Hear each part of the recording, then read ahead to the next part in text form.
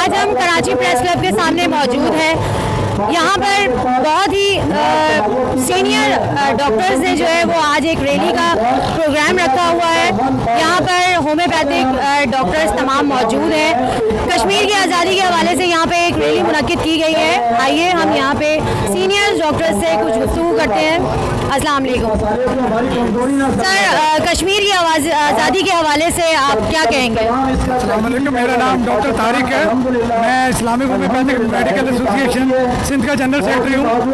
तमाम कम्युनिटी कश्मीर के लिए आवाज़ें बुलंद कर रही थी। होम्योपैथिक कम्युनिटी भी आज मुतहद होकर कश्मीर के लिए निकल आई है और हमारा नारा यही है कि हिंदुस्तान की फौज हिंदुस्तान कश्मीर से निकल जाए।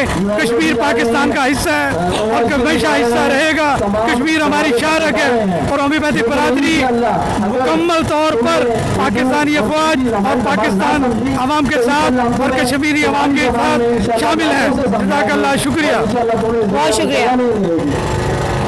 आप क्या कहते हैं कश्मीर की आज़ादी के हवाले से? मैं कमर रियाज एडवोकेट, मैं अपने लॉयर्स विंग की तरफ से सपोर्ट के लिए और साथ देने के लिए आया हूँ। कश्मीर के बारे में हमें ये कहा गया कि 6.5 लाख फौज इससे पहले कश्मीरियों को उनके रायदही से रोकने के लिए वहाँ पे मौजूद थी, जो कि अब उनको 10 लाख फौज करनी पड़ गई है और उसके बावजूद भी उन्होंने कर्फ्यू लगाकर निहत्ते कश्मीरियों को घरों में बंद कर रखा है ताकि वो कश्मीरी बाहर निकल के अपना हक ना मांग लें या छीन न लें। इतने बुज़दिल फौज जो 10 लाख होने के बावजूद भी निहत्ते कश्मीरियों से डर रही है। हम उन निहत्ते कश्मीरियों के साथ रावल दस्ते की तरह इस वक्त भी मौजूद है और आइंदा भी रहेंगे। कश्मीर पाकिस्तान नामुकम्मल है कश्मीर के बगैर।